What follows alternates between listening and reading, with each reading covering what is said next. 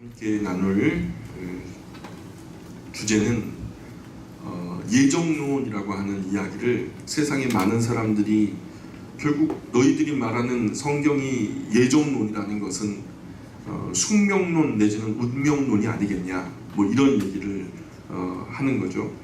예수님을 안 믿는 사람이 그렇게 이야기할 수 있어요. 우리는 자꾸 신앙적인 안경이 씌워져 있기 때문에 앞에서 목회자가 또는 교회에서 어떤 말을 해도 그냥 뭐 팥으로 매주를 쓴다 해도 그냥 믿을 자세가 되어 있는 사람들이에요. 근데 굉장히 우리가 일반 사회에서 이루어지는 그런 상식적인 눈으로 바라볼 때 과연 이것이 옳은가 그른가 하는 잣대는요, 우리는 너무 많이 기울어 있다고요. 팔 안에 있는 모습으로 기울어 있기 때문에 우리가 교회 바깥에 있는 사람들을 주로 배려하기가 참 어려웠던 것이 사실이에요. 그 안경을 벗고 우리가 일반적인 사람들이 생각하는 그 눈높이에서 이 예정론이라고 하는 그 주제를 차분하게 설명할 수 있는 기회가 좀 필요했던 것이 사실이고, 오늘 우리가 그렇게 설명하는 시간이 되었으면 좋겠습니다. 사실 예정론이라는 것을 이 짧은 시간 안에 다 얘기하기는 어려워요. 그래도 한번 해보려고 해요. 예정론 또 숙명론 확실히 다른 얘기입니다. 예정론, 성경이 말씀하는 예정하신 하나님의 섭리, 그것과 세상이 말하는 운명론 내지는 숙명론, 이것은 다른 얘기예요. 한국 사람들은 자기도 모르게 여기에 노출되어 있어요. 아주 오랜 시간 전에 우리의 조상들이 샤머니즘, 애니미즘이라고 하는 무속신앙에 근간을 두고서 생활을 했기 때문에 우리 기독교가 이 땅에 뿌리를 내린 지 100년이 넘었는데도 그 무속신앙 위에 기독교가 또 자라났거든요. 그러니까 기독교를 믿을 때, 신앙할 때 우리가 무속적인 기독교를 믿을 때가 많아요. 성경을 바탕으로 진리가 반석이 되어서 우리가 든든하게 그 뿌리를 진리에 둔 것이 아니라 그냥 여태까지 믿어왔던 무속의 신앙의 방식대로 그냥 기독교도 그렇게 믿는 그런 경향들이 굉장히 짙거든요. 때문에 우리가 운명론은 한국 사람들의 삶을 아주 뿌리 깊게 다루고 있는, 이미 피 속에 흐르고 있는 어떤 부분인지도 모르겠어요.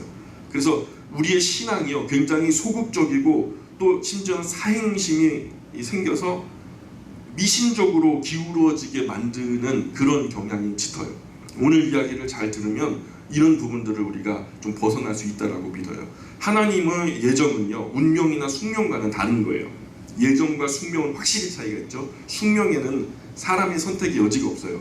사람이 별짓을 다 해도 결국 숙명대로, 운명대로 되는 거예요.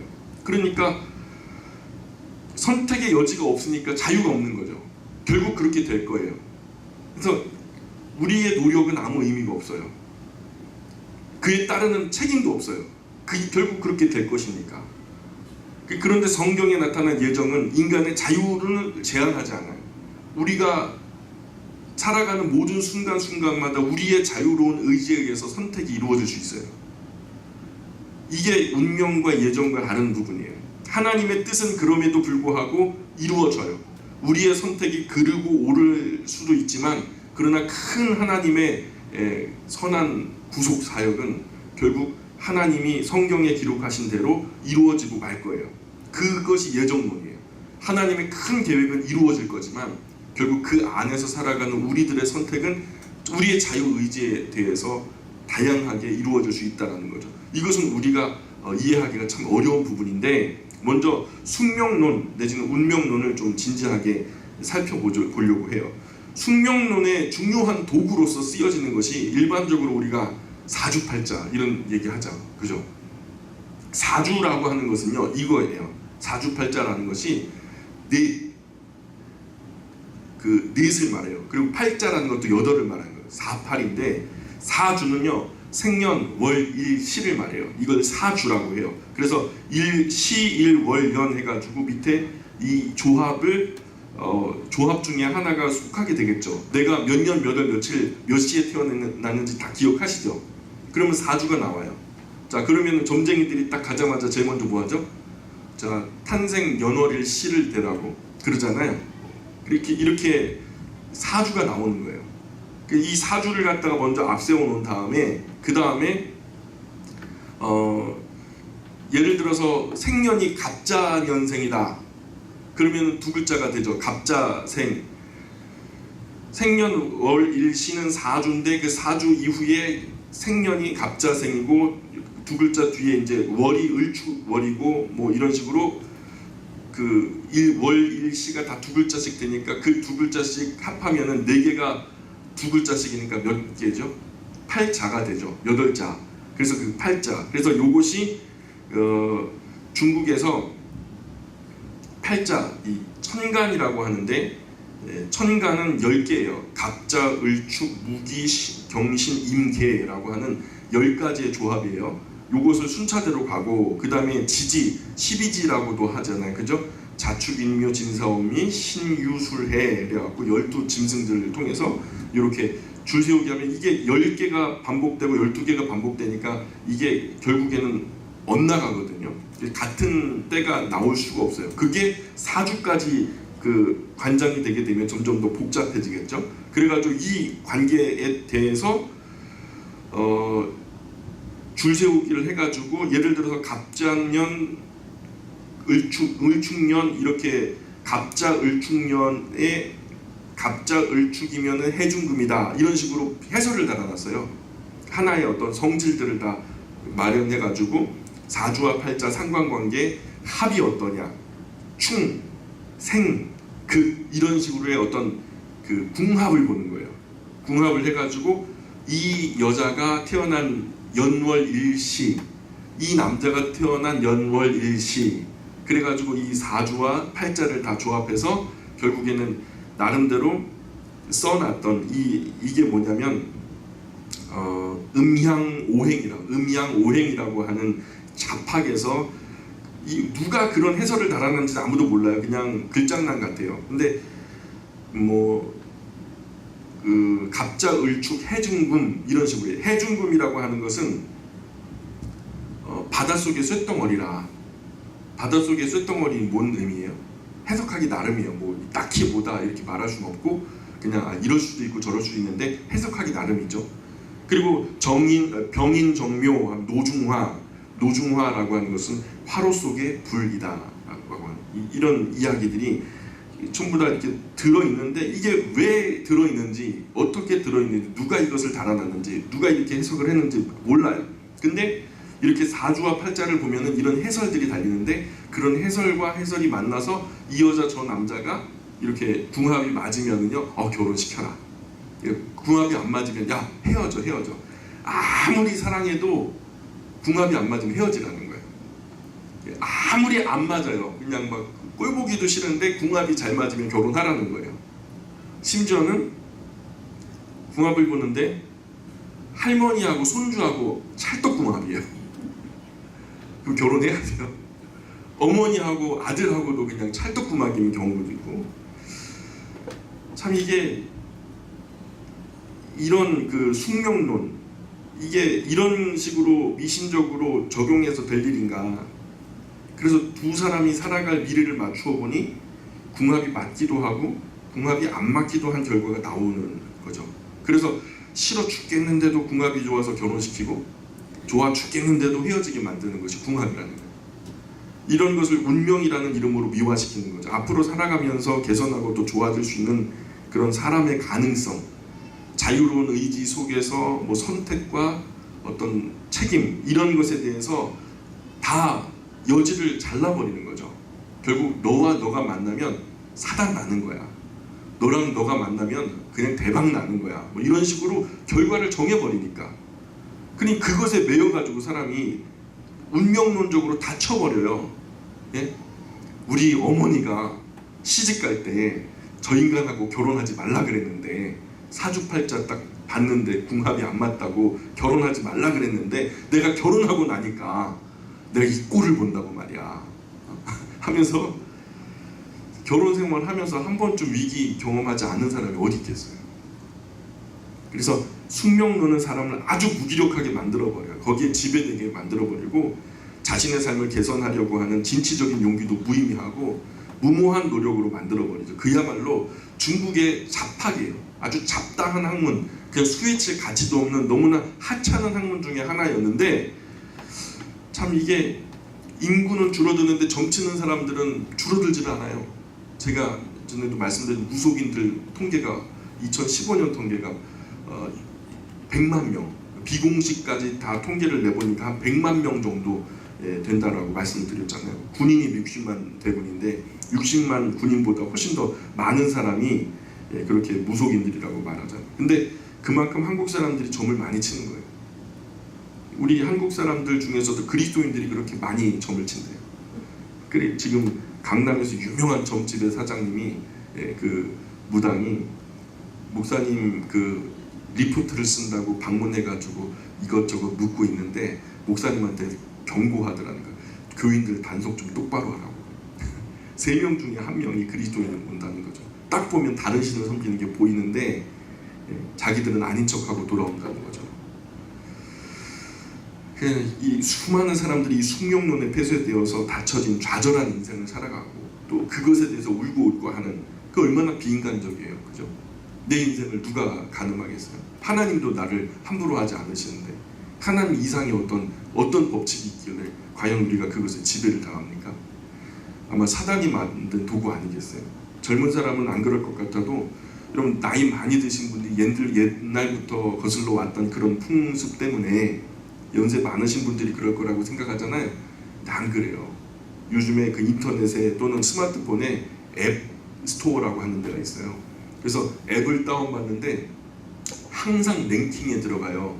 가장 잘 팔리는 앱, 그게 뭐냐면 운명을 점치는 앱이에요. 사주팔자 보는 거.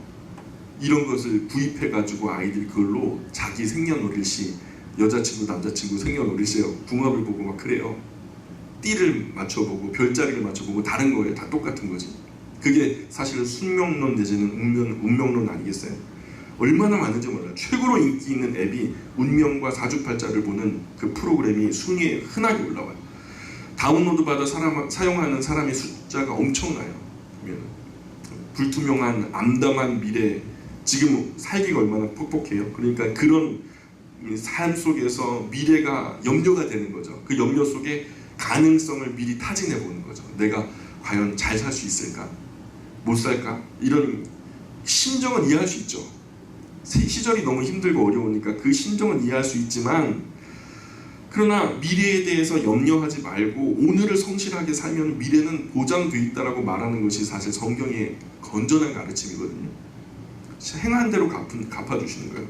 심은 대로 거두게 되는 거죠. 그게 성경의 원리예요.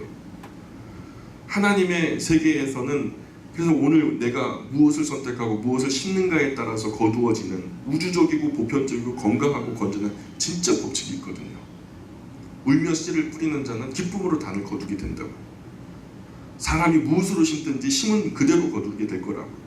운명론에 매이거나 쇠뇌되면 자신의 인생을 운명의 감옥에 미리 가두어버리고 스스로 갇혀버리는 어리석은 인생을 살게 된다는 말입니다.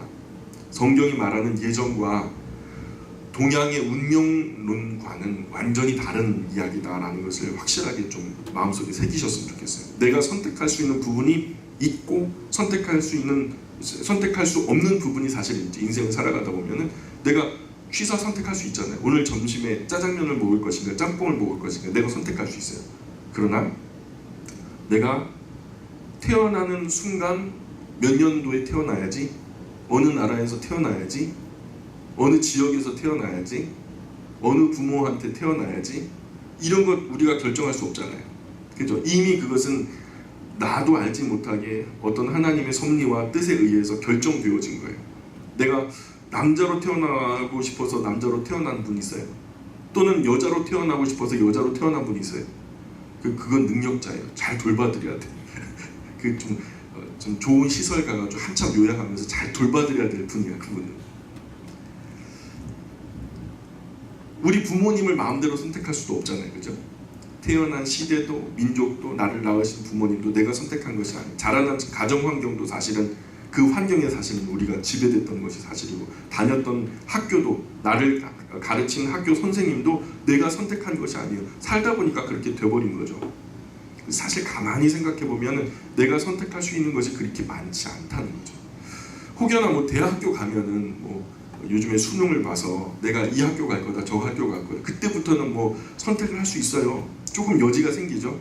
학교에 들어가서 이제 학과도 내가 뭐 선택할 수 있는 그런 것도 있죠. 그러나 그 이전에 일생 가장 큰 영향을 끼쳤던 부모님이나 선생님이나 뭐 이런 분들을 내가 선택하지 못했던 거 사실 우리에게 선택의 여지가 없었어요. 그런 부분에서는. 그러나 여지가 있는 부분은 과연 내가 학생으로서 공부를 열심히 할 것인가 말 것인가, 조금 농땡이를 피면서 적당히 할 것인가, 아니면 열심히 할 것인가, 아니면은 인생을 성실하게 살 것인가, 아니면 대충 살 것인가, 아니면 착하게 살 것인가, 이 그냥 막 악한 세상 그냥 더 악하지 않으면 안 되니까 더 악하게 살 것인가, 부지런하게 살 것인가, 아니면 게으르게 살 것인가.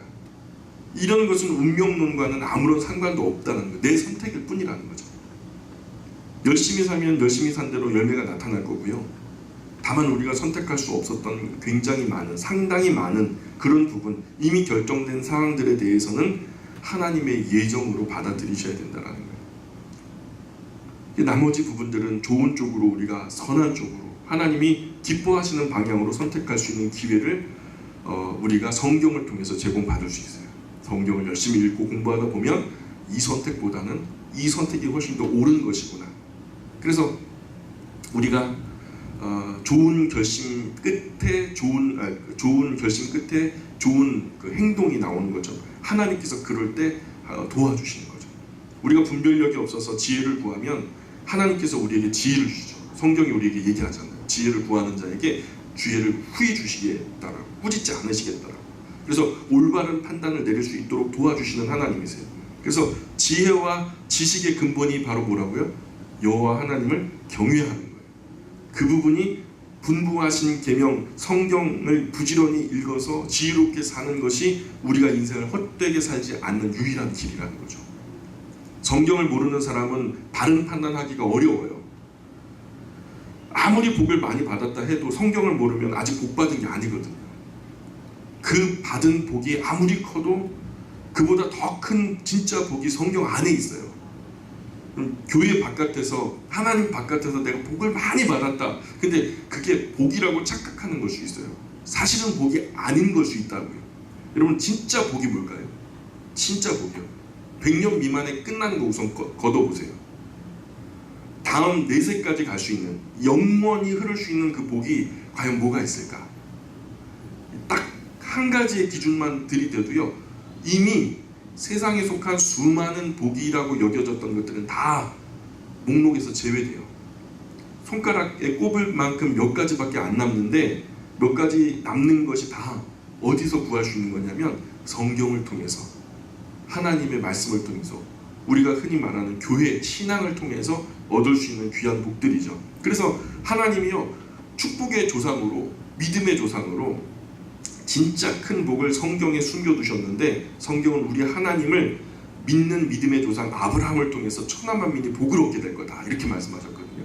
너를 축복하는 자에게는 내가 복을 내리고, 너를 저주하는 자에게는 내가 저주할 건데, 너로 인하여 열방이 복을 얻게 될 것이다 라고 하나님께서 아브라함을 통해서 너는 복의 근원이다, 이렇게 말씀하셨거든요. 그 진짜 신령하고 위대한 복이 아브라함을 통해서 온다는 얘기예요. 근데 성경에 보면은 아브라함과 다윗의 자손 예수 그리스도의 세계라. 그래서 아브라함을 통해서 누가 오시죠? 예수 그리스도가 오시거든요. 그래서 진짜 큰 복은 예수 그리스도가 큰 복이에요. 예수 그리스도가 오신 그 복된 소식을 우리가 뭐라 그러죠? 복음이다 그러잖아요. 복된 소리다, 그죠? 그래서 아브라함과 다윗의 자손 예수 그리스도로 말미암아 우리에게 뭐가 주어지죠? 100년 미만에 끝나버릴 우리 인생이었어요. 파수분 안에 담겨져 있는 그냥 꺾어진 꽃처럼 며칠이면 시들어버릴, 결국에는 이 100년 미만이 다라고 생각하고 살다가 죽어버렸는데 결국 지옥불 가운데에서 고통 중에 깨어날 운명이 우리였다고요. 그것은 살아있으나 살았다고 말할 수 없는 영적인 두 번째 죽음이었다고요. 완전한 죽음이었다고요. 그런데 100년 미만 살아가는 동안에 우리가 그 꺾어진 수반에서 꺾여서 다시 접붙임 바 되어서 영원히 마르지 않는 샘 곁에 예수 그리스도로 인하여서 접붙임이 됐어요. 우리는 죽지 않아요. 예, 살아서 믿는 자는 영원히 죽지 않아요. 죽어도 살겠고 살아서 믿는 자는 영원히 죽지 아니하리라. 그래서 정말로 예수 그리스도로 말미암아 구원이 주어지고 그로 인해서 참된 자유가 주어지는데, 그 참된 자유는 운명론이나 팔자 노름과는 아무런 상관이 없다는 거예요. 심지어 예수님을 진실하게 믿게 되면 팔자도 고쳐집니다. 내가 믿었던 팔자도 고쳐져요. 왜냐? 사주팔자는 애초에 없었지만 그들의 논리대로 있다고 칩시다. 그러면요, 예수님을 잘 믿으면요, 예수님이 내 안에 쑥 들어오세요.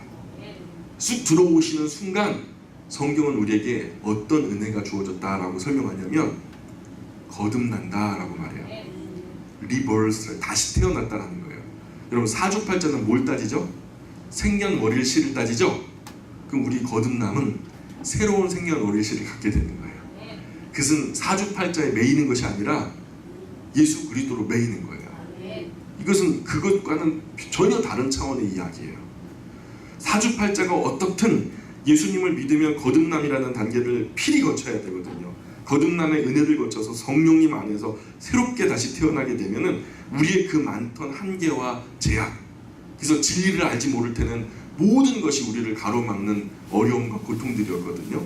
근데 진리를 알게 되는데 진리가 우리를 자유하게 되는 거예요. 전에는 집 들어올 때 문지방도 못 밟았어요. 부뚜막에도 함부로 걸터 앉지도 못하고요. 이사하는 날짜도 눈치 보면서 정하고요. 결혼하는데 이 사람 저 사람 하지도 못했어요. 이 사람 너무 사랑하는데 결혼하지 못해요. 궁합이 안 맞는다고. 이게 자유한 거예요? 부자유한 거예요? 부자유한 거예요. 근데 나중에 예수 그리스도 안에서 그것이 전부 다 우매무지한, 인간의 우매무지한 미련함이라는 것을 깨닫고 난 다음에 그것이 더 이상 문제가 돼요, 안 돼요? 문지방 100번이고 1000번이고 밟으세요. 복 달아나지 않아요. 복의 근원은 문지방에 있는 것이 아니라 내 안에 계신 예수 그리스도 안에 있기 때문에, 영원히 마르지 않는 생명샘, 복의 샘물이 근원이 내 안에서 넘쳐 흐르고 있기 때문에 문지방 아니면 이사하는 날짜 아니면 궁합 이런 것이 전혀 우리에게 상관이 안 돼요. 또 풍수지리상에 우리가 집에 뭐 반지하에 산다, 뭐 아주 지리적으로 여건이 그런 부분에 있어서 불편함은 있을 수 있겠지만 그것이 우리를 복 주고 뭐 저주를 주고 이런 것은 전혀 차원이 다른 얘기라는 거죠. 그러니 우리가 진리를 알게 되면 진리가 우리를 자유롭게 하더라는 거죠. 그래서 사주팔자에 매이지 않아요. 거듭남의 은혜를 거쳐 성령 안에서 그 수많은 죄의 사슬이 우리 안에서 끊어지게 되더라는 거죠. 예수님 말씀에 죄를 짓는 자마다 죄의 종이 된다. 아들이 너희를 자유케 하면 너희가 참으로 자유하게 되리라. 아들이 누구죠? 예수 그리스도. 예수님이 너희들을 자유하게 하면 진짜 참된 자유가 너희에게 주어지게 된다는 거예요. 여태까지 역사가 흐르면 흐를수록 우리의 우매무지함이 역사에 또는 관습에 문화에 그 먼지가 계속 쌓이다 보니까 원래 그렇게 해야만 되는 줄로 알고서 우리가 그렇게 해왔던 숨막히는 수많은 제약들이 예수 그리스도로 인해서 완전히 다 씻은 듯이 사라져버리고 우리 머리 위에는 햇빛밖에 없어요. 아버지 하나님과 햇빛밖에 없어요. 전에는 우리가 살아가는 삶이요 원래 회색빛 하늘인 줄 알았는데 예수 그리스도를 만난 다음에 그 모든 먹구름이 거치고 하늘이 파랗다는 것을 처음 알게 돼요. 우리 머리 위에 햇빛처럼 더 밝게 빛나는 하나님의 영광이 드리워졌다는 것을 처음으로 보게 되죠. 그게 거듭남의 은혜예요. 그것을 경험하고 난 다음에 우리가 하나님을 사랑하는 것 외에 그 아무것도 거치는 것이 없다는 것을 알게 되어지는 자유시민이 바로 예수 그리스도의 사람들이죠. 그래서 예수님께서 말씀하시는 것이 아들이 너희를 자유하게 하면 너희가 참으로 자유하리라. 예, 자유하면서 내게 선택의 여지가 없는 게 아니에요. 자유하면서 선택의 여지도 또한 주어져요. 내가 선택함에 따른 결과에 따르는 열매를 내가 얻을 수 있어요. 취할 수 있어요. 운명에 폐쇄된 존재가 아니라 하나님 앞에서 예수 그리스도 안에서 참된 자유를 누리게 됐다는 거예요. 그래서 성경은 너가 나를 선택한 것이 아니야. 내가 너를 선택했어. 내가 누구죠? 예수님. 예수 그리스도 안에, 하나님 안에 예수 그리스도께서 우리가 예수님을 선택했다, 우리가 하나님을 선택했다, 내가 의지적으로 결단하고 예배당에 나왔다고 착각하는데 천만의 말씀이요. 우리가 나올 수 있게 된 것은, 우리가 마음을 그렇게 새롭게 다잡고 이 예배당에 앉아있는 이유는 하나님이 우리를 선택하셨기 때문입니다. 요한복음 15장 16절 같이 한번 읽어볼까요? 시작. 너희가 나를 택한 것이 아니요 내가 너희를 택하여 세웠나니 이는 너희로 가서 열매를 맺게 하고 또 너희 열매가 항상 있게 하여 내 이름으로 아버지께 무엇을 구하든지 다 받게 하려 함이라. 아멘. 이 구절이 예정론의 근거예요. 예정론에 대해서 말씀드리고자 하는 이야기들이 굉장히 많은데 서원도 열지 못해요. 우리는 이 시간 예정론에 관한 이야기를 하는 것이 아니라 예정론은 숙명론이 아니다라는 것을 설명하기 위해서 제가 논지를 열었기 때문에 그렇게 장구하게 펼칠 수는 없어요. 그러면 지금 사실 믿지 않는 분, 하나님께서 예정을 안 하신 걸까? 예정이 되었는지 아닌지는 아무도 모르고 하나님 아시는 거예요. 그럼 이 예정론은요, 하나님의 예정이지 우리의 예정이 아니에요. 우리는 흔히 착각하는 게 이거 예정된 거예요? 안 된 거예요? 그건 누구 기준이에요? 우리 생각이에요. 그 예정의 기준은요, 하나님에게 있어요. 그리고 우리가 월권하면 되겠어요? 안 되겠어요? 이게 예정이 된 건가 안 된 건가? 이순신 장군이 구원을 받았나 안 받았나? 세종대왕이 구원을 받았을까 안 받았을까? 이거 참 무모한 얘기죠.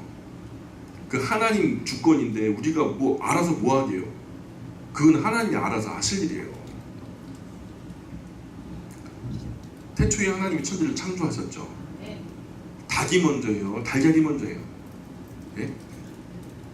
태초에 하나님이 천지를 창조하셨죠. 아담을 만드셨어요. 배꼽이 있었을까요? 없었을까요? 아담이 아기로 생겼어요? 제 생각엔 그래요. 하나님이요, 아담과 하와를 만드셨을 때 배꼽이 원리적으로는 없어야 되죠. 그를 낳은 어머니가 없으니까. 하나님이 직접 빚어 만드셨으니까. 근데 그가 이미 청년이었거든요. 장성한 어른들이었거든요. 아마 있는 상태로 만들지 않았을까라는 생각이 들어요. 방금 전에도 말씀드렸지만 닭이 먼저냐 달걀이 먼저냐. 그럼 달걀을 먼저 만드셔서 계란이 부화될 때까지 그럼 누가 품어요? 저는요, 계란을 품고 있는 닭을 만드셨을 것 같아요. 지금 저 우주에서 몇만 광년을 날아서 지금 우리 눈에 그 별빛이 눈에 들어오잖아요. 그러면 그 빛이 몇만 광년을 날아서 우리 눈에 들어오니까 그러면 우주는 몇만 광년이 됐다라는 얘기인가요? 뭐 만년도 채 안 됐는데 하나님이 우리 눈에 보여지는 채로 만드실 수는 없는 건가요? 그럴 만한 기술력은 하나님께 없으신 건가요? 하나님은요, 전능하신 하나님이세요. 우리 생각으로 하나님을 가늠하는 그런 우를 범치 마셔야 돼요. 예정론이라는 것은 하나님 입장에서 예정이지 우리 짧은 생각에 인간의 논리 속에서 그것을 정연하게 한번 풀어보려고 예정론을 아무리 생각해도 우리가 해결될 수 없는 얘기예요. 그건 하나님의 섭리의 영역이다. 그래서 우리는 잘 몰라요. 그러니 알지 못하기 때문에 전도해야 돼요. 이 사람이 구원받은 사람인지 저 사람이 구원받을 사람인지 우리는 잘 몰라요. 하나님의 말씀이 들리고 눈에 보이고 마음에 깨달으시는 분, 그분이 아마 예정된 사람들 건데 누구의 속에든 어떤 이유든 결국 예정된 사람은 하나님 앞으로 나오게 돼 있어요. 하나님은 예정하신 사람을 그냥 내버려 두지 않으세요. 반드시 누구를 통해서, 무엇을 통해서, 어떤 사건을 통해서, 상황을 통해서 그를 건지시기를 기뻐하세요. 하나님은요, 원래 예정된 사람뿐만 아니라 땅끝 마지막 한 사람까지라도 구원에 이르기를 원하신다라고 말씀하셨어요. 우리는 잘 몰라요. 사람의 속을 우리가 어떻게 알아요? 믿는 척하고 다니는 건지 진짜로 믿는 건지 우리가 어떻게 알겠어요? 그러나 하나님은요, 정확하게 아시죠. 너희 사람들은 외모를 보지만 나는 중심을 꿰뚫어 안다라고 말씀하시거든. 그러니 하나님의 비밀이에요. 신비의 영역으로 두셔야 돼요. 월권하지 마시고 넘어서서 하나님이 예정하신 건가 예정하지 않으신 건가 이런 예상을 하는 것 자체가 어쩌면 오만한 시도일 수 있다는 거죠. 그럼에도 불구하고 희미하게나마 우리가 알 수 있는 부분은 예정된 사람은 예수 그리스도 구원의 유일한 길과 진리와 생명을 결국은 믿게 되더라는 거죠. 그래서 예수님은 너희가 나를 택한 것이 아니고 내가 너희를 택하였다 라고 말씀하신 거예요. 하나님의 선택이 먼저입니다. 예. 그래서 종교를 우리가 선택한 것 같지만, 그죠? 교회 다니는 것을 내가 선택한 것 같지만 아니에요, 사실은. 여러분 이 자리에 여러분 진심으로 이 자리에서 하나님 말씀 사모해서 이 자리에 앉아 계신 분이라면 여러분 하나님께 감사하세요. 내 마음에 이 자리에 나와서 앉을 수 있도록 영광교회 이 자리에서 말씀을 듣기 위해서 사모하는 마음이 생긴 것은요, 성령의 역사예요. 그 역사가 내 안에 일어났다는 얘기는 뭐냐면 하나님이 나를 사랑하신다는 증거겠죠. 여러분 감사하죠. 하나님 너무너무 감사하죠. 그래서 믿을 만한 마음이 생기고 그런 시간 여건 다 맞아서 결국 하나님께서 이 자리에 앉아 있게끔 하나님의 자녀된 그 상황에 우리가 속할 수 있게끔 해주신 것은 하나님의 선물이죠. 그래서 만약에 다른 종교를 가진 분, 하나님이 나를 부르고 계신다는 사실을 우리가 믿으시고, 결론은 숙명론, 인간의 자유의지 완전히 배제되고 운명 속에 폐쇄된 것처럼 우리가 막 우리 한국의 문화는 그렇게 가르치고 그렇게 강요하는데 우리 그것을 철저하게 거절하시라고요. 그런 문화적이고 관습적인 부분들을 거절하시고 배격하시고 하나님의 예정론 안에서 우리에게 주신 그 자유의 영역 속에서 진리에 얽매이지 말고 진리 안에 자유하게 하시기를 바라요. 그래서 인간의 자유는 제한받지 않으면서 하나님의 궁극적인 예정이 섬세하게 하나님의 손길로 이루어 가신 거예요. 그래서 뜻이 하늘에서 이룬 것 같이 땅에서도 이루어지이다. 이것이 우리의 기도라고 예수님께서 우리를 가르쳐 주셨죠. 네, 그 뜻이 이루어지기를 기도하는 사람이 함부로 살겠어요? 하나님의 뜻을 방해하는 사람이 살겠냐고요. 그죠? 또 하나의 주제는 천국과 지옥은 진짜 있어요? 하고 묻잖아요, 사람들이. 여러분 천국, 지옥 있어요, 없어요? 있어요? 보셨어요? 참 이게 애매해요. 요즘 사람들 중에 천국과 지옥은 기독교에서 만들어낸 그냥 단순한 교리일 뿐이라고 말하는 분들이 계셔요. 야, 너희 종교에서 천당과 지옥이 있다라고 주장하잖아. 불교에서는 극락이 있고 서방 정토라고 하는 개념이 있어요. 극락 정토. 그런 것이 있고 지금 저 이슬람에서도 파라다이스가 있다라고 말하고, 그죠? 각기 종교마다 그 내세의 어떤 큰 높은 어떤 상태를 얘기하는 표현하는 것이 있으니까 교리적으로 종교마다 하나씩 그런 걸 가져야 사람들 이 세상 살면서 어떻게든 다음 세상에 좀 좋은 것으로 나타나기 위해서 미끼를 던져야 되니까 천당과 지옥도, 천국과 지옥도 사실은 그런 의미 아니겠냐, 교리적인 의미 아니겠냐. 이 천국과 지옥을 말하면 무관심한 사람은 그냥 피식 웃고 지나가요. 아이고 저 동화 같은 얘기 아직도 그냥 그러면서 지나가 버려요. 그런데 성경이 말하는 그 무게와 깊이로 보자면 전혀 웃을 일이 아니에요. 성경이 창세기로부터 계시록까지 우리에게 제공하는 그 천국과 지옥에 대한 이야기가 진리라고 한다면 이것은 농담 삼아 피식 웃으면서 넘길 이야기는 아니라는 거예요. 사실 예수님께서 이 문제 때문에 이 세상에 오셔서 직접 증언하셨거든요. 구약에는 거의 천국과 지옥에 관한 얘기가 그림자 정도밖에는 별로 잘 나오질 않아요. 근데 예수님이 오셔서 그야말로 그냥 대놓고 천국과 지옥 얘기를 하시거든요. 예수님이 직접 나서실 만큼 중요한 문제라는 거예요. 선지자들이 아니면 제사장들이 어떤 경건한 어떤 사사들이 이 얘기를 얘기할 정도의 작은 사안이 아니라 이렇게 중요한 천국과 지옥의 얘기는 하나님의 독생하신 아들이 얘기를 해야 될 정도로 중차대한 사안이라는 것을 우리에게 역으로 입증해 주시는 거예요. 사람은 100년 미만 사는 그 이 세상이 끝인 줄 알잖아요. 그래서 어차피 한 세상 하면서 막가는 인생으로 사는 분들이 많은데 그러면서 하나님 두려워할 줄을 모르죠. 천국이 얼마나 좋은지 몰라서 그러는 거예요. 우리는 천국이 실존하고 지옥도 실존한다라고 믿는 사람들이죠. 아멘입니까? 아멘입니까? 예.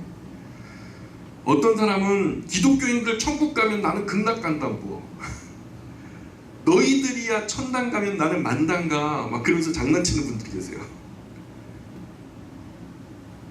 그런데 극락이라는 것은요, 기독교가 말하는 천국과는 완전히 다른 얘기예요. 실존한다라는 보장이 없어요. 그래서 이 부분을 가만히 보니까 극락이라는 말 있잖아요. 그 천국의 개념과 대체되는 개념이라고 착각하는데 전혀 천국과 대체될 개념이 아니에요.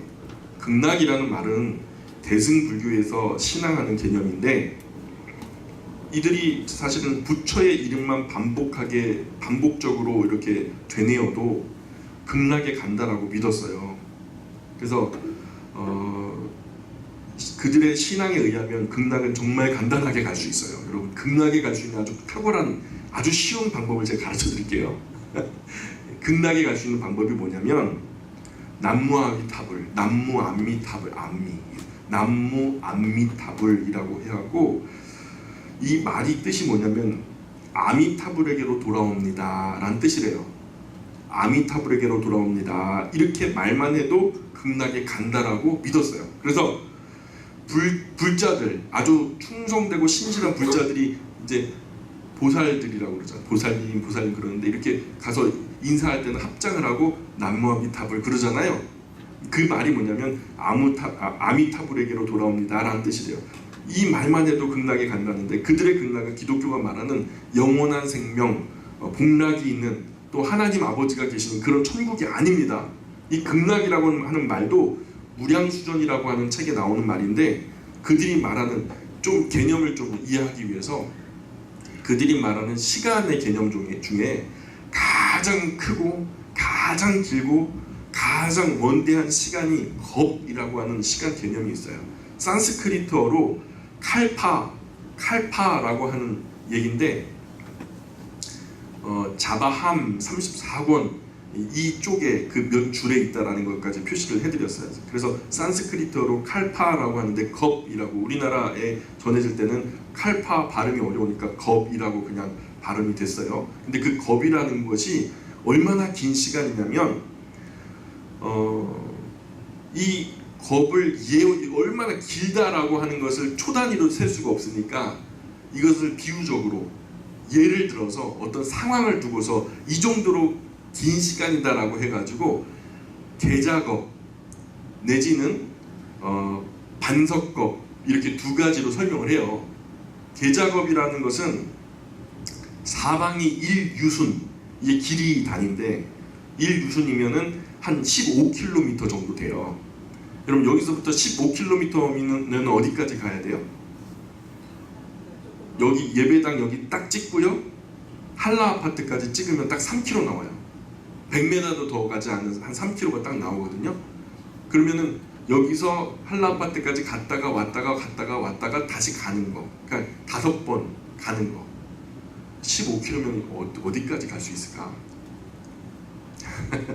얘가 좀 수원 넘어까지 가요. 바람까지도 갈 거예요 아마, 그죠? 이게 15km 정도인데, 근데 그게 한 변이에요. 한 변이 15km, 또 15km, 15km, 15km, 그렇게 된 쇠로 된 성이 있어요. 높은, 그래서 높이도 15km예요. 그런 성에 겨자씨를 계작업이라고 그랬잖아요. 계자가 바로 겨자를 말하는데, 겨자씨 보셨어요? 예, 겨자씨, 성경에도 나온 겨자씨, 눈에 보이지 않을 만큼 작은, 이게 막 말 탄 사람이 지나갈 정도로 큰다고 하니까, 근데 그 얼마나 작은 씨예요. 근데 그 작은 씨가 그 15km 되는 그 쇠로 된 성에 가득 채워져 있는 거예요. 근데 어떤 사람이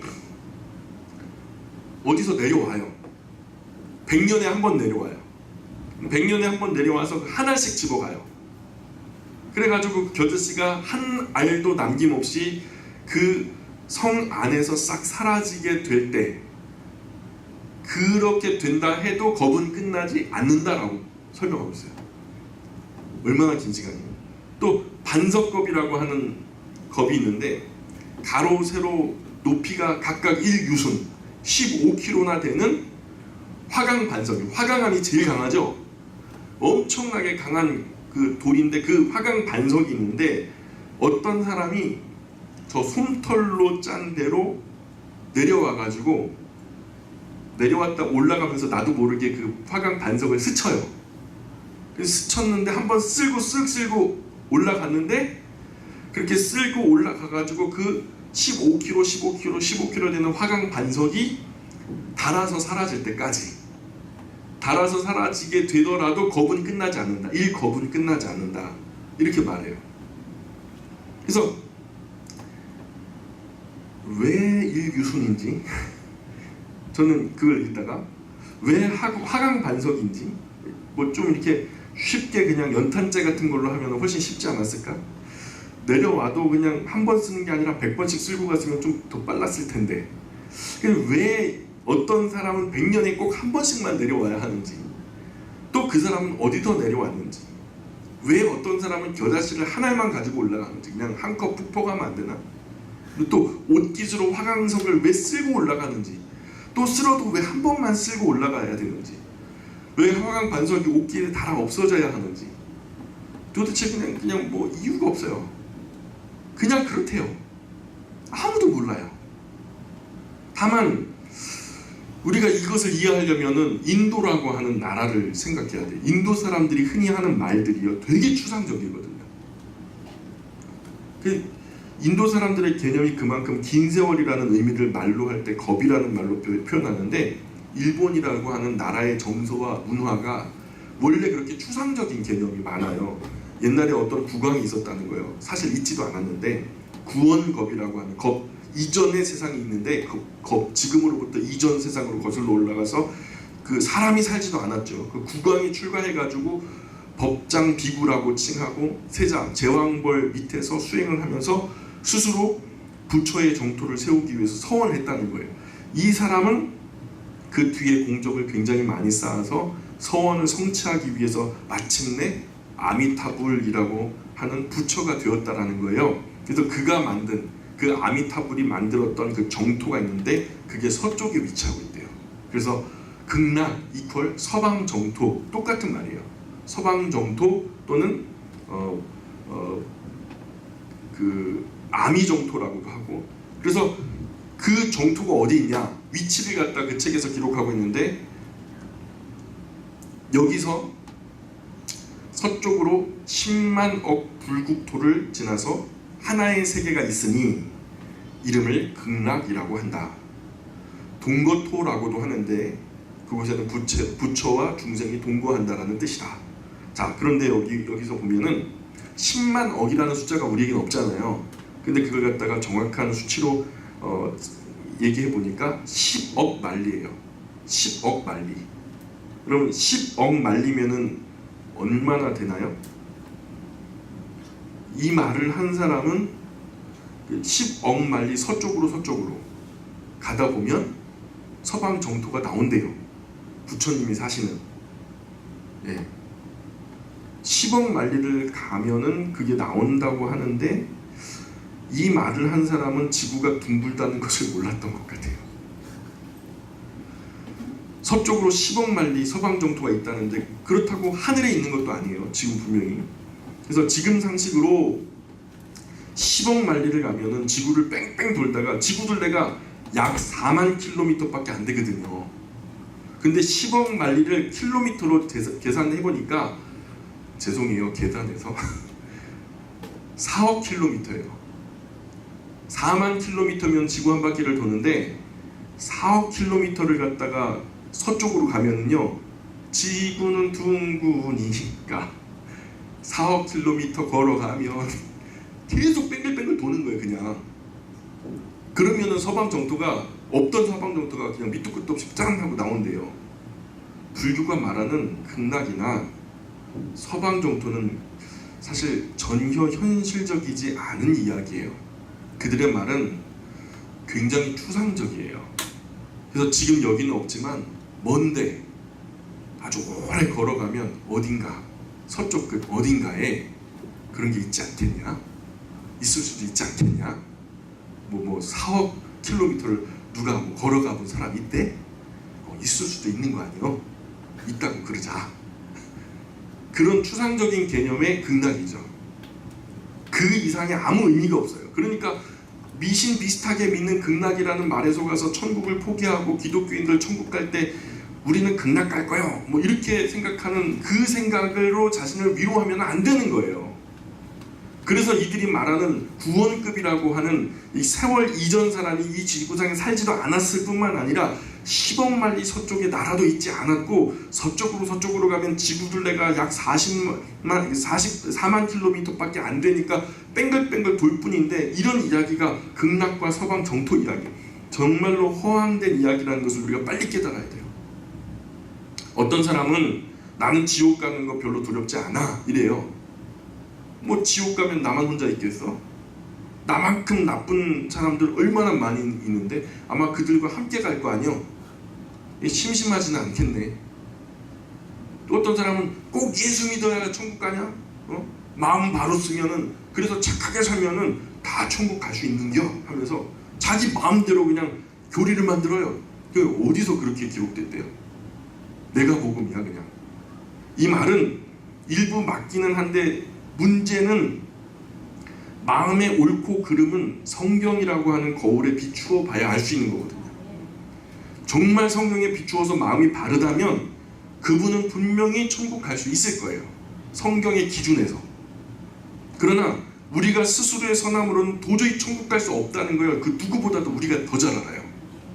우리 마음이 죄로 오염되어서 바르지 않다는 것을 우리 스스로가 더 잘 알아요. 남이 잘 되면은요 여러분 좋아해요? 함께 좋아해요?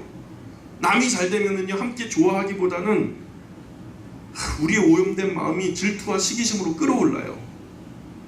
선한 것은 잘 배우지도 실천하지도 못하면서 악한 것에는 금방 익숙해지잖아요. 나 스스로만이 아니라 우리 사회 전반, 세계 시민 전체에 걸쳐서 얼마나 이기적인 욕심으로 기울어져 가고 있는지 그 누구보다도 우리 스스로가 더 잘 알거든요.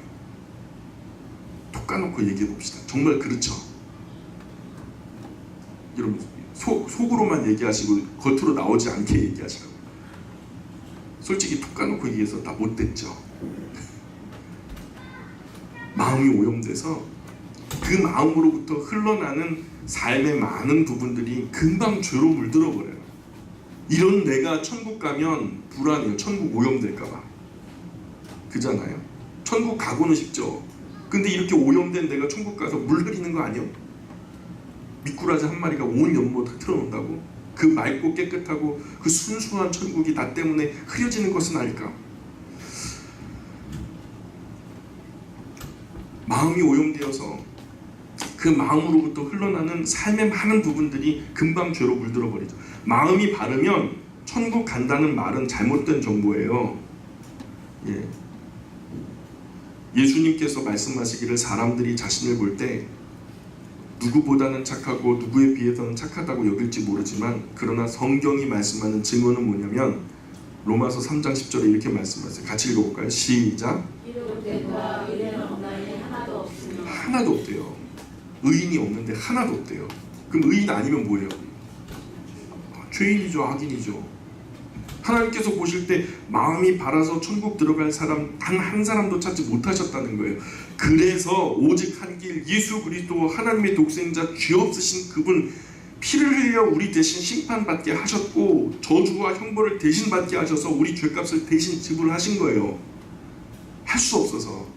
이제 우리가 예수 그리스도를 믿는 신앙 안에서 오직 한 길 구원의 길이 열려지게 된 거죠. 그 길 외에 무슨 소망이 있어요 우리에게. 무슨 다른 길이 없어요 우린. 그런데 부처님 이름 한 번만 불러도 극락 내지는 서방 정토에 간다는 사상은 실존하는 천국도 지옥도 말하고 있지 않거든요. 그런 것 때문에, 그 추상적인 개념 때문에 여기에 우리의 인생을 다 쓸어 놓으면은 내세의 삶이 어떻게 되겠어요? 불안하지 않아요? 스스로 돌아가서 세월 낭비하면 안 되는 거죠. 특별히 인도에서 나온 사상들 치고 구체적인 언어가 거의 없어요. 대부분 추상적인 언어로 되어 있어요. 나도 모르고 너도 모르는, 그 정도로 놀라울 정도로 추상적인 말들이 얼마나 많은지 몰라요. 인도 말 중에 어떤 말이 있냐면 나무가 사람처럼 보였다. 여러분 이게 무슨 말이에요? 나무가 사람처럼 보였다. 그래서 인간이 인간성이 수목성을 띠고 표상되었다. 이렇게 또 해석을 해요. 도대체 무슨 말일까요? 몰라요. 무슨 말인지 몰라요. 겁이라는 개념도요, 10억 만리 서방정토 전부 추상적인 세계죠. 상상의 산물로 현실에서는 절대로 볼 수 없으나 무언가 있지는 않겠냐, 이런 상상으로 만들어낸 개념이 실제 증명할 수 있는 땅이 아니라는 거예요. 그러나 천국은 달라요. 예수님께서 천국에 계셨던 분이 이 땅에 오셨어요. 그래서 오셔서 지옥도 천국도 직접 증언하세요. 천국은 마치 이와 같으니 하면서 구체적으로 성경을 통해서 밝히 보여주십니다. 그 선포에는요, 망설임이 없어요. 내가 보았고 내가 체험한 것을 직언하고 계시기 때문에 그 누구도 그와 같은 권세가 있지 않아요. 성경이 이 부분에 제공한 정보를 꼭 읽어보셔야 되는 이유가 여기 있는 거예요. 성경 66권 처음부터 다 읽어봐야 되지만 단지 천국과 지옥에 대해서 예수님께서 얼마나 구체적으로 말씀하셨는지 그것만이라도 알고 싶다면 신약 성경의 4권의 복음서만이라도 읽어봐야 돼요. 마태복음 4장 23절 한번 읽어볼까요? 시작. 예수께서 온 갈릴리의 국토로 다니사 그들의 회당을 가르치시며 천국 복음을 전파하시며 백성 중에 모든 병과 모든 약한 것을 고치시니, 예수님께서 온 갈릴리를 두루 다니시면서 회당에서 천국 복음을 전파하셨대요. 우리는 일반적으로 그저 예수님이 네 원수를 사랑해라, 너 그러면 안 된다, 착하게 살아야지, 선하게 살아야지, 남에게 대접받고자 하는 대로 남을 대접해야지, 이런 도덕적이고 윤리적인 교훈의 말들만 남기셨다고 생각하잖아요. 근데 아니에요. 예수님의 메시지의 대부분이요, 우리가 알 수 없는 이야기를 하셨거든요. 예수님 이런 교훈을 넘어서서 실제적인 천국 복음을 선포하셨어요. 나아가서 마태복음 5장부터 7장까지는 산에서 말씀하신 보배로운 교훈인데, 상상보훈의 첫 마디가 뭔지 아세요? 이 보물과도 같은 첫 마디가 심령이 가난한 자는 복이 있나니 뭐예요? 천국이 저희 것이며. 심령이 가난한 자가 무슨 뜻이에요? 배부른 소리 하지 말라는 거예요. 나는 뭐 남들이 천국 가면 나는 극락 가면 되지, 니들이 뭐 천당 가면 나는 만당가야, 나도 나름대로 버버시도 살 사람이요 하면서 나 얼마나 선하게 살았는데, 이런 배부른 소리 하고 하지 말고 정말 가난한 마음이 되어서 진리를 목말라 애타게 진실하게 찾아보라는 거예요. 그러면 그 빛을 보게 되고 진리라고 하는 빛을 만나게 되고 그 예수 그리스도 앞에서 베드로처럼 똑같이 고백할걸요. 주여 죄인이로소이다, 나를 떠나소서. 그럼에도 불구하고 떠나시면 내가 죽는다는 걸 알기 때문에 손은 예수님 발 붙들고 있는 거죠. 유일하게 살 길, 오직 생명의 유일한 한 길, 예수 그리스도. 그게 심령이 가난한 사람의 자세거든요. 먹고 배부르고 쌓아놓은 것 많고 의지할 것도 많고 마음이 든든한 사람이 아닙니다. 심령이 가난한 사람. 정말 심령이 가난해가지고 마음의 진리를 찾아 갈급한 사람이 오히려 복이 있다라는 거죠. 그런 사람들이 결국 천국을 차지할 거라는. 그래서 구하는 사람은 구하여질 것이고 찾는 사람은 찾아질 것이고 두드리는 사람에게는 열려질 거라고요. 나는 마음이 바르니까 천국 가겠지, 이런 생각 갖고 있으면 천국 못 갑니다. 장담하는데 못 가요. 그 상태는 마음이, 심령이 가난한 상태가 아니거든요. 오히려 이런 내가 어떻게 천국 갈 수 있어, 그죠? 바리새인들, 율법학자들, 그들의 기도가 대단한 기도로 사람들은 여겨졌지만, 그러나 예수님은요, 세리들, 창기들, 숨은 곳에서 이런 내가 하나님 뵐 수 있을까 하는 가난한 마음으로 그저 그냥 주인의 상에서 떨어지는 떡고물만이라도 개보다 못한 모습으로 자기를 하대하면서 그 앞에 넙죽 엎드려서 가난한 마음으로 하나님 앞에 긍휼을 구했던 사람은 오히려 구원의 대상이 되더라니까요. 그게 가난한 심령이에요. 가난한 심령. 여러분, 신앙생활하고 교회생활 하는데 폼 잡고 거드름 피면서 예수님 믿을 생각하지 마세요. 목회자도 마찬가지고 장로님도 마찬가지고 중직자도 먼저 마찬가지고, 정말 하나님 앞에서 내가 개처럼 여겨질지라도 마땅한 바로라 하는 그런 심령이 가난한 마음이 되어가지고 하나님 발 아래 놓여야 돼요. 그 발등상 앞에 놓여야. 발등상이 뭡니까? 왕이 그 발을 올려놓는 상 아니에요? 그 상 아래 머리를 낮추는 거예요. 한번 읽어볼까요? 마태복음 5장 10절입니다. 시작. 의를 위하여 박해를 받는 자는 복이 있나니 천국이 그들의 것이니라. 세상에서 의롭기 때문에 욕을 먹고 의롭기 때문에 핍박받는 사람이 분명히 있거든요. 진리를 전하다가 목배임을 당하고 순교한 사람이 있었어요. 많습니다. 지금도 진리를 향해 뛰쳐나가고 싶지만 핍박이 두려워서 못 나가는 사람들도 있죠. 그런데 예수님은 진리를 위해서 핍박을 받는 자는 복이 있대요. 조금 핍박이 있다고 진리를 따르는 거 포기하면 안 됩니다. 요즘 세상에 기독교는 개독교가 되고 예수님 믿는 사람들은 그리스도인이라고 말하지 않고 예수쟁이들이라고 표현되고 그러잖아요. 그래서 예수님 예전에 믿는다고 하면은 참 칭찬받을 만한 일이고, 야 그래도 쟤는 교회 다녀 하는 것이 굉장히 큰 존경의 말이었는데, 요즘에는 예수님 믿는다면 핍박의 대상이 돼요. 야 그 교회 못하러 다녀, 시간 허송하고 물질 허송하는 것으로 간주하잖아요. 아주 그냥 예전에 그냥 꺼져버린 그런 그냥 후진 종교 붙들고서 아주 그냥 정근대적으로 살아가는 사람처럼 아주 후지게 보거든요. 그럼에도 불구하고 그렇게 후지게 여겨지는 것을 즐거워하셔야 돼요. 진리 때문에 핍박을 받는 거거든요. 조금 어렵다고 현실과 타협해서도 안 돼요. 덥다고 환경에 지배돼가지고 집에서 다 방구들 이렇게 잡고 있으면 안 되죠. 의를 위하여 핍박받는 사람이 복이 있다고 성경은 분명히 가르쳐주고 있거든요. 왜냐하면 천국이 바로 그런 사람들의 것이래요. 천국은 마음이 가난해서 핍박받을 각오를 하고 애타게 그 진리를 찾는 사람들의 것이 될 거다. 그렇게 찾고 두드리고 구하는 자의 것이 될 것이다 라고 예수님은 우리에게 가르쳐 주시죠. 또한 마태복음 5장 19절 같이 읽어볼까요? 시작. 그러므로 누구든지 이 계명 중에 지극히 작은 것 하나라도 버리고 또 그같이 사람을 가르치는 자는 천국에서 지극히 작다 일컬음 받을 것이요 누구든지 이를 행하며 가르치는 자는 천국에서 크다 일컬음을 받으리라. 예, 천국 가면 심판이 있습니다. 아멘. 이 세상에서 성경의 규칙을 안 지키는 것은 이야기할 것도 없어요. 그냥 그거는 무조건 심판받는 대상이 되고요. 성경의 지극히 작은 계명 중에 하나라도 빼고 가르쳐도 천국에서 심판을 받아 지극히 작은 자야, 지극히 작은 자라 이렇게 판단이 된다는 거예요. 그런 일컬음을 받게 될 것이니, 그러나 그 말씀을 행하면서 자기가 행하면서 또한 그것을 가르치는 자는 천국에서 크다 일컬음을 받으리라. 천국은 하나님께서 계신 곳이에요. 천국과 지옥은 부담 없이 말할 수 있는 주제가 아닙니다. 그냥 just kidding, 그냥 농담 삼아 할 만한 그런 주제가 아니에요. 성경이 말씀하는 천국과 지옥은 엄청난 무게와 깊이를 갖고 있어요. 예수님은요 심지어 목숨을 바쳐서 천국 지옥 이야기를 하셨거든요. 우리가 이것을 정말로 예수님의 그 무게로, 그런 깊이로 천국과 지옥을 우리의 마음으로 깊이 받아들일 수 있기를 바랍니다. 기도하겠습니다. 귀하신 하나님 은혜와 사랑 감사합니다. 오늘도 두 가지의 주제를 우리의 마음으로 생각해 보았습니다.